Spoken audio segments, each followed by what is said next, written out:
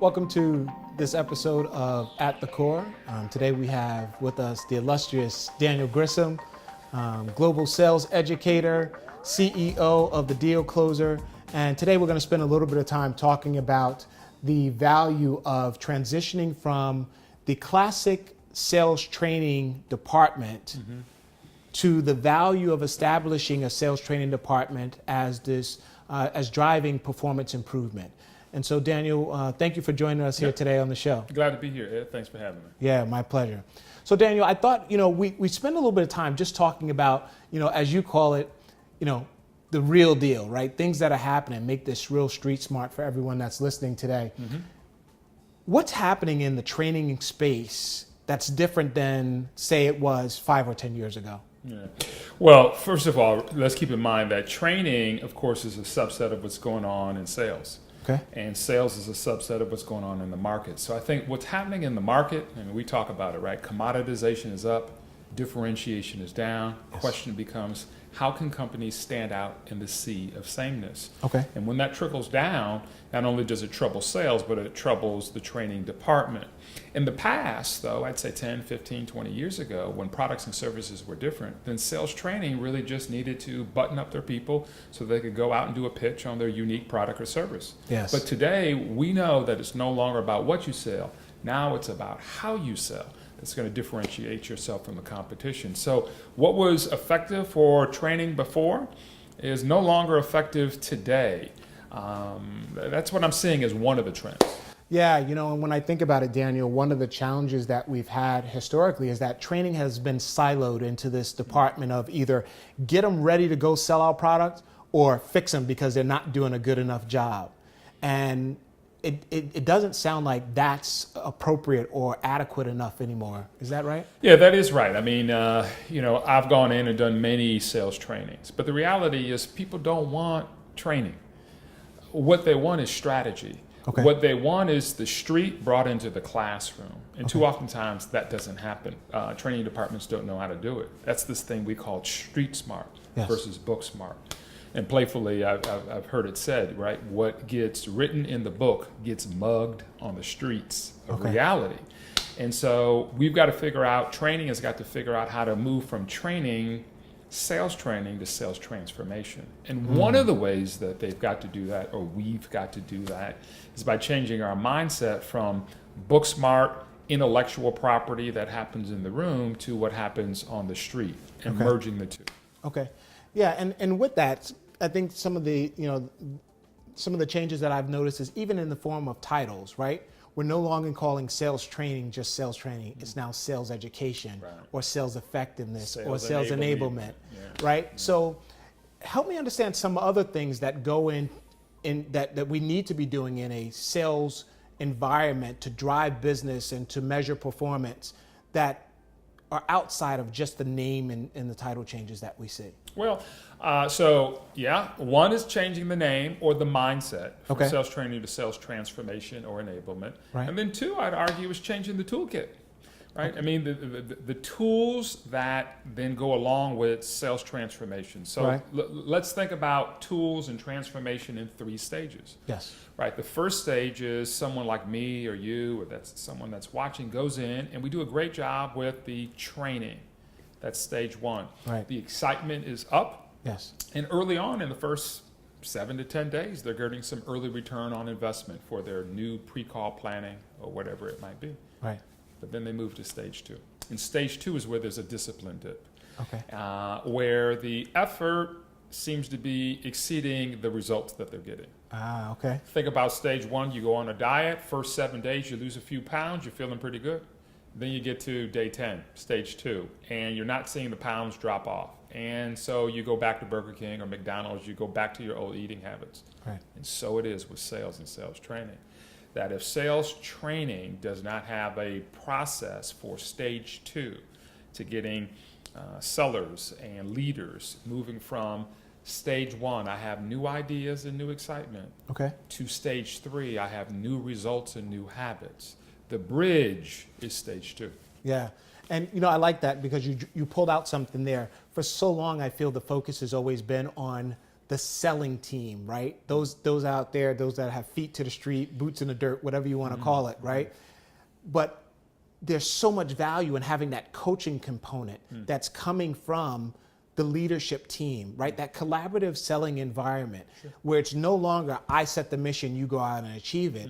It's about us building the mission together, and you're going to receive feedback on how to go out and achieve it and where you're having strength and where you're having a little bit of struggle, and we're going to give you some resources to help. Yeah. Are you seeing the same thing in your experience? Yeah, well, first of all, yes is the answer. Yes, first, that coaching is the key. Coaching is the key to move from stage 1 to stage 3. Okay. Right? Coaching closes kind of the reinforcement gap. Coaching is the tool. Right. Okay. Coaching that then takes real opportunities, the street, and applies what was learned in stage 1 seems to be kind of the recipe for results. Yes. Okay. Not easy, but not optional if you want to move from stage 1 to 2 to 3. Okay. Now, after stage 2, the coaching gets done. Typically, I find, though, that there's a gap in stage 3. And the stage 3 is the measurement stage. Right. So stage 1, we did great training. Woo, folks are feeling good. Stage 2, there's some reinforcement on a couple of their key deals. Right. And maybe there's been some forward movement on a couple of key deals. Okay. But then how do you show evidence that there's been a return on investment of what happened in stage 2 and therefore documenting it in stage 3? I find that that's the holy grail. That's the gap that's been yet to be closed. Yeah. And Daniel, we do a lot of work in that area of really looking at what are the behaviors that drive toward that and providing feedback there. I think that's been a gap for quite some time now, is that we set expectations to some extent, and then we give feedback that is largely subjective. And because it's subjective, it doesn't allow us to fine tune it and really understand what behaviors are driving specific results. And that's where we come in and try to help organizations with getting their hands around the specific behaviors that are driving results. And then we can say, what are those results? Why aren't organizations doing this more at a higher level of proficiency today, even though this has been around and we've talked about this in a number of platforms? I would say that it begins with something you and I have talked about in the past, and audience may have talked about it with their teammates in organizations. Okay. There's 3 stages in which a coach can be helpful. They can help in the planning, Okay. the doing, meaning the joint call they're going to observe, or Right. the reviewing. Okay. And it's that second stage, that doing, the joint call, and having the coach accurately observe and give feedback. Right. You and I have talked about this, that you just talked about subjective and objective. It's a code, quite frankly, that many of us, including me, haven't just cracked just yet. Now, I'm going to flip the script and pull you in, because you and your organization seem to have some competency, some know-how, some secret sauces Right. for this second stage where the coach has gone out and is making a joint call with the salesperson and is trying to see how effective the salesperson is at improving their skill and applying the training that they learned in stage 1. Is that accurate? Yeah, indeed it is. And we start at the psychology that goes into behavior. And it starts out by, 1, setting clear expectations.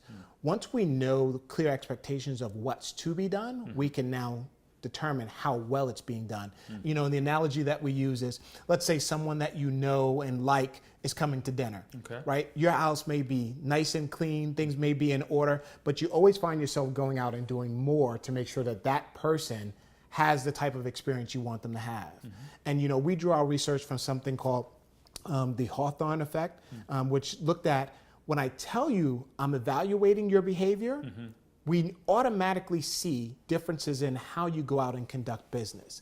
And when we do that frequently enough, we can now go back and specifically measure those things that we've identified to you as expectations. So it's really about setting that initial mindset. Then 2, it was about giving them an easy to use platform to capture that information, which is what we do with our application, whether it's the web or the actual native version of it. And then lastly, it's that having those conversations, those performance conversations, as opposed to waiting till the end of the quarter, waiting till the end of the year, where now you're going to sit someone down and try to capture everything they did in that time frame. establishing a regular cadence to have those conversations. And what that allows us to do is, if there's an area where someone is struggling, or if there's an area where someone is excelling, we give them that immediate feedback and we give them resources that help them. All right, so let me play that back. So you're saying step one, you talked about Hawthorne effect. You're saying the coach then gives the salesperson kind of a heads up on the one or two areas that they're going to concentrate on. That's correct. Then two, there's an easy peasy tool for the coach to use to document what they've seen. Yes. And then three, the third piece is a debrief, a dialogue between the coach and the seller. That those three things in combination helps the coach and the seller get to the truth quickly about performance improvement. Absolutely. And we've made it visual. So now you can actually track performance over a given period of time, and that seller can see where he or she is plateauing and where they're accelerating. And that's the ultimate goal. When we can put it in front of them and it's crystallized in front of them, we see a high level of performance. So I want to shift gears back to you and talk more about how you engage in leadership in this type of dialogue, right? We know that for so long, sales training has been focused on this. But how are you creating success with getting leadership in alignment with this new, with this approach of making sure that we're coaching, we're reinforcing, and we're doing all those things upright that allow us to drive and measure results? Well, part of it is getting leadership to understand that they are the key to stage two. Okay. And by the way, if I can, for the camera and for this conversation, leadership isn't just someone that's on the 15th floor. Leadership goes northbound, southbound, east and west. Leadership is about influence and driving value. So I would argue, that organizationally, anyone that's on the team is in a position of influence, a position of leadership. Okay. But if we're talking about those that have got the title that are one or two rungs above, it's getting them to appreciate that their job, or at least part of their job, it is not just delegating and directing, but it's collaborating. That they be part of the system. Number one, it's teamwork or collaboration, it's been argued, is the new competitive advantage.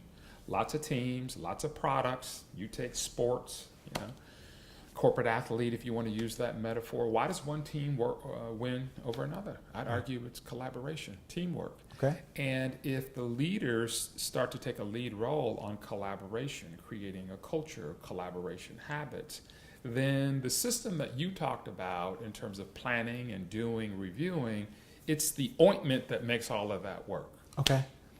And what do you see their role being? Because we talked about when they should become involved, and you said stage two. I almost want to ask you, should they be involved even earlier in stage one? Should we bake them into the process from the very beginning to create better alignment? Yeah. And what do you see their role being? Are they a coach? Are they a mentor? Are they a champion? Some people use those terms interchangeably. I think they're distinctly different. What are your thoughts on that? Well, I'll tell you what, so that I nail that, give me a specific of what you're thinking, of what you're speaking about there. So I'm thinking in concept about a leader, but are we talking about a VP of sales? Yes. That says that they want to roll out training in 2018. Just talk me through a specific, and so that the audience can kind of connect that dot, and then let's talk that. Sure. Let's use the VP of sales. Okay. And say the VP of sales is sitting down planning for the upcoming year, like many people are doing right now, and you're trying to figure out how do you accelerate your team's performance in this next fiscal year. Yeah. Okay. How does that VP and the sales training or sales effectiveness or an enablement person, how do they create that alignment to determine where the VP gets involved and what's his or her responsibilities in the overall process? Is it they just identify the specific criteria and they pass that on to their counterparts in training? Yeah. What does that look like? Well, and I know, and maybe even for the audience, the reality is that VP of sales or that leader has got to be involved in all three stages that we talked about. Okay. So you're right. Having them just jump in stage two is like having them jump in the do stage. Right. Okay. Stage one is the planning. They've got to be involved in all three stages. The VP of sales has got to be involved in the planning, then the doing, and then the reviewing. All right. So Daniel, that all sounds good, but walk me through how we can help the audience create optimal alignment between the sales enablement and sales effectiveness roles that we've talked about and sales leadership? Okay. Like, where do we pull them into this process? Okay.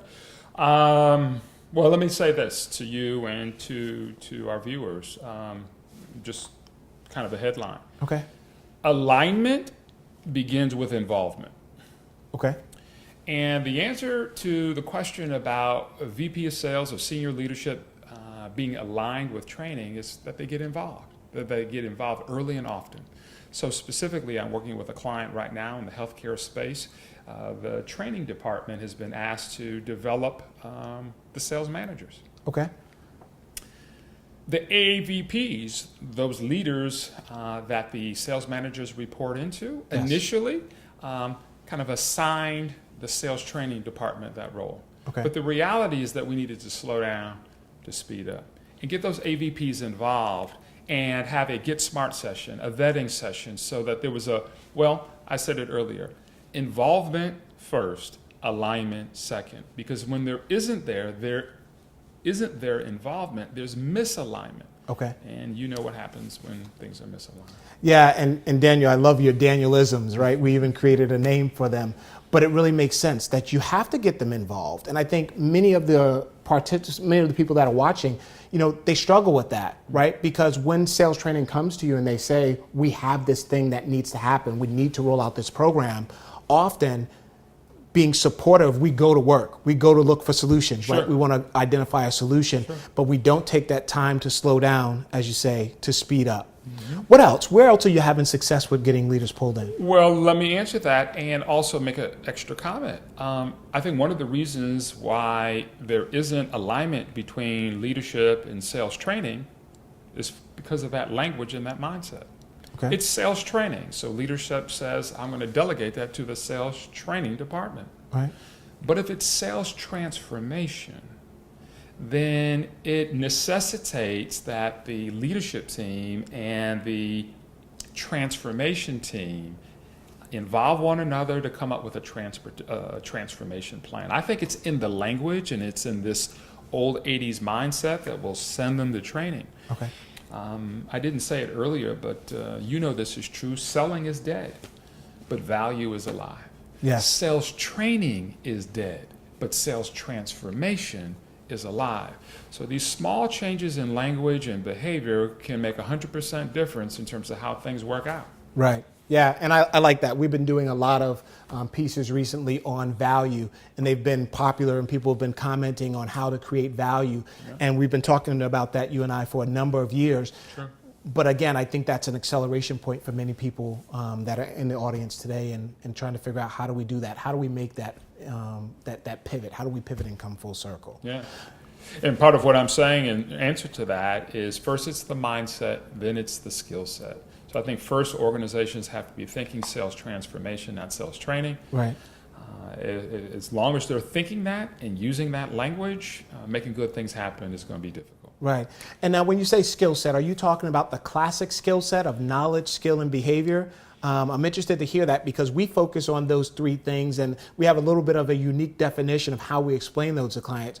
So what do you mean when you say knowledge set? Well, let's talk about that. I mean, when I say skill set, I'm going to argue that the skill set that I'm speaking about is the skill set really of collaboration, okay, of involvement, which is more of a dialogue, a conversation versus a delegation. Okay. Now, there's lots of skill sets that go underneath that, but yes, first of all, I've got to have that mindset, and then I've got to have the skills to have a provocative, client-centered kind of conversation collaboration versus a delegation, hi, I'm the leader, here's what you need to do. That's how I define it when I'm with my clients. How about you? Yeah, we define, knowledge as, knowledge is what you know. Okay. Skill is how you apply what you know. And ability is how you apply what you know when it matters.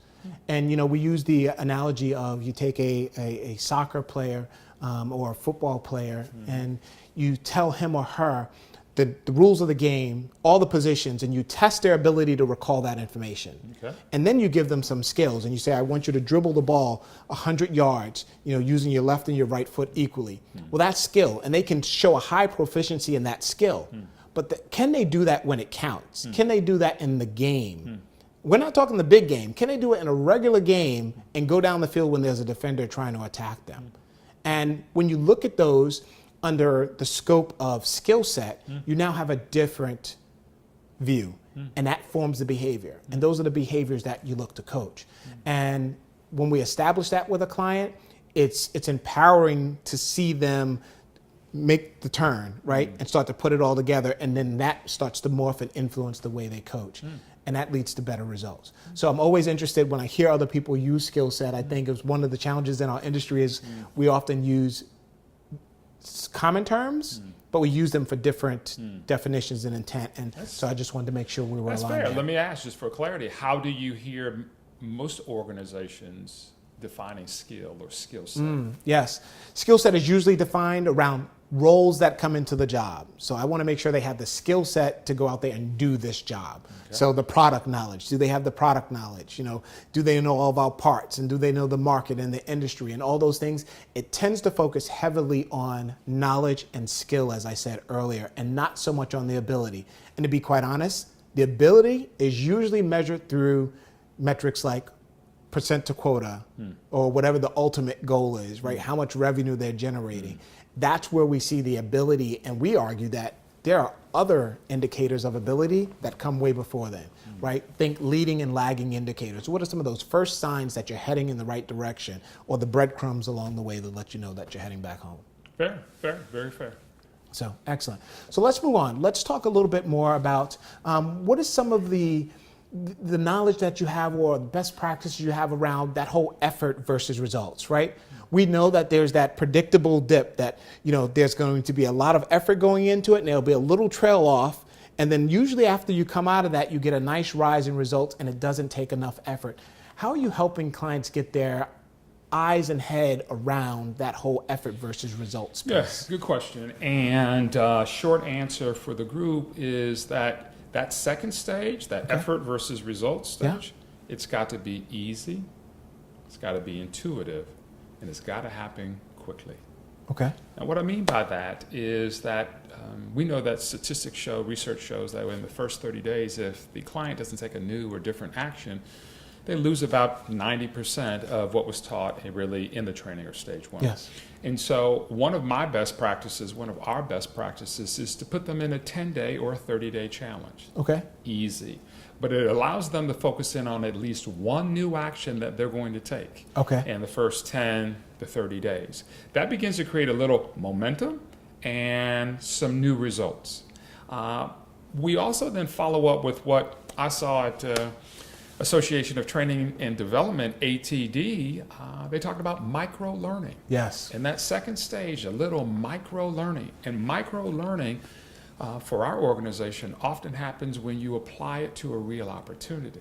Okay, so traditional training then might have an e-learning module, which is fine. But sellers tend to wonder, is this more book or is this street? It's one of those things they kind of know. Right. And when you bring a real opportunity within the first 10 to 30 days to allow them to apply their new or different action to a real opportunity, that's when we find that the magic really happens. They get further bought in, the momentum continues. And not only do we do that on a one-on-one basis, we find that a best practice is to do it as a triad. Right? Okay. Hey, where two or more gathered, right?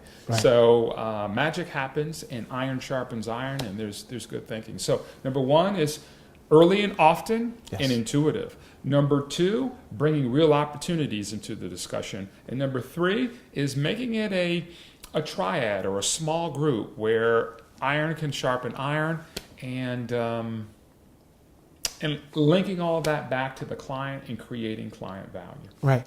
So Daniel, it sounds like you've actually come up with a process that you follow, a repeatable process that you can follow. What happens when something doesn't follow in the order that it should or the order that you expected? How do you course correct? That's what I'm asking. It sounds good, and a lot of people in the audience are probably listening to this and going, yeah, we've been down that road before, we've done that, but then this happened. So how do you help your clients course correct when you get them in the game early and they don't make the big play? Well, a couple thoughts. Number one, there's a discipline dip when it doesn't happen. And does it happen? Yes. Okay. Best practice number one is to establish an upfront agreement with the client. so that before we get to stage 2, Yes. as we were planning stage 1, there's an agreement that we want transformation, not training. Okay. There's an agreement about what the tools will be for stage 2. Easy, early, and results getting. Right. Now, if a client doesn't participate in stage 2 in the way that they agreed in the upfront agreement, there's Right. some nudging and there's some hugging that you can do. But ultimately, Ed, what I found is that, I can only control the controllables, my company and my behavior and trying to drive extraordinary value. Yes. Sometimes it's feedback Okay. that they were more interested than committed. They were more curious than serious about transformation. And so I often find that stage 2 is sometimes a litmus test for it's the truth. It's the truth test. Are they really committed to stage 3 results, or are we just kind of playing around and pretending like we wanted to get that way? Yeah, you saying that reminds me, my grandma had a phrase she used to always use. Sometimes it's better to live with the devil you know than the devil you don't know. And going through this process could really unveil some stuff that they didn't know in their business that they may not like, and it forces them to change in other levels. So that's a very interesting perspective. Hey, it's real talk, right? So we said that the audience wants real talk here and real answers, not book. I mean, book would be, here are the 5 things. I think there's some things that you can't do, but sometimes the reality is they didn't really want it.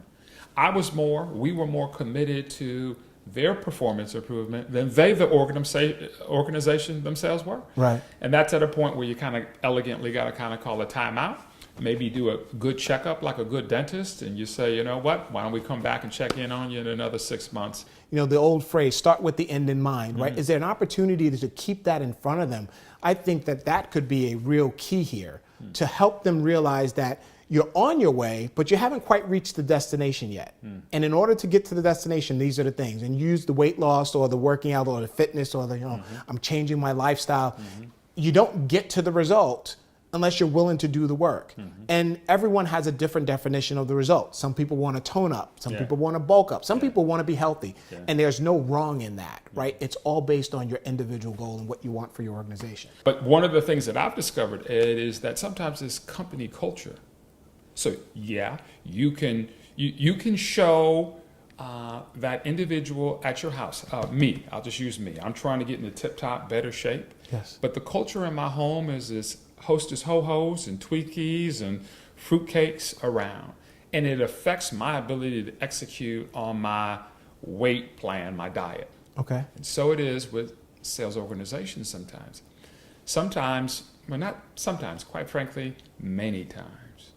That it's an organizational transformation to some degree that's got to take place, not just a sales transformation. Yes. Everybody is in sales, customer service, marketing, operation. I agree. And so 100%. what I find sometimes, if it's in this silo called sales, but yet the culture is red while sales is trying to go green, you put those two together, colors together.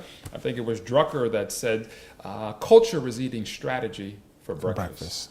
Yeah. Red is eating green all day. Yes. And so I think part of it is an invitation for the organization to be in alignment also with sales. Yeah, and I think it goes back to what we said earlier, right? It's about collaboration. It's time to do away with these siloed approaches and really look at how do we drive performance throughout the entire organization, right? And that starts with everyone coming together and being involved as early as possible. I think that's one of the keys to success. Totally agree. So, all right, so help me come up with a quick plan for all those in the audience today that are looking for, where do I start? I love this. How do I find out more information? Where do I start? What do you recommend they do to get started, Daniel? I think step one, I think you do an assessment on you and your organization. Okay. I might call it the instant assessment, kind of like on a scale of 1 to 10, 10 being sales transformation, 1 being sales training. Where is your organization on that scale of 1 to 10? Okay. And I don't just mean talk, but I mean walk. Is it being spoken about, plus is it being executed?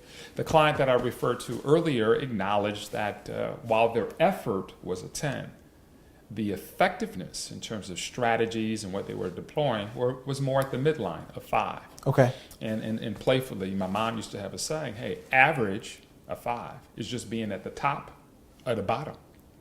And so this particular group kind of looked in the mirror and said, that's just not good enough. We've got to make a commitment to move from a 5 to an 8. step change. So step one is to do an assessment, an honest assessment on you and the organization in terms of where you are, 10 being sales transformation, mindset, skill set, tools through stage 1, 2, and 3. Okay. Sales training is just classic, as they say, butts in seats, a little rah-rah, and then everybody goes back home. Step 1 is to do an assessment. And then step 2 really is to put together a game plan to close the gap between where you are now and where you want to be. Right. Your organization, my organization, folks that are viewing, we can all help one another with that. But it's being, I kind of said this a little earlier. The goal of the next step is to get you the truth quickly. That's really what the instant assessment is about. It's not about perfection, but let's just get to the truth. Am I overweight? Am I underweight? Am I on plan? Am I off plan? And then let me do something about it. Okay. All right. I love that. I'm honored to have you here as our guest this week. We look to do more series with you on other topics. And for those of you that are in the audience, we're going to invite you to connect with us at the Core Results. You can go to the website where you can find today's segment as well as some other segments that we have. And it's a repository of information for all things sales and sales enablement. So, Chris, I appreciate you coming to the show, Ross, sir. Thank you for having me. My pleasure. God bless you.